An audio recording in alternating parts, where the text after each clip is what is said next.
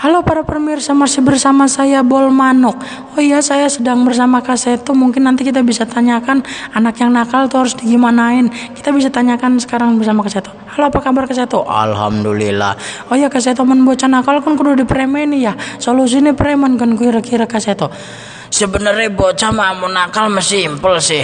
Ditemplokaken sekul panas bening pipi neklan temboloke wis beres. Tapi aja lah keruhnya. Kita ge kadang-kadang kesel bocah kon teh ayam dibalang-balangaken ning kasur kita. Kita garap turu premen kuni mambu teh ayam ngelunjak emang bocah kon. Kadang-kadang teh kucing diacak-acak dibalang-balangaken ning wong tu ning RT RW. Ruwet kita nih kadang-kadang ya.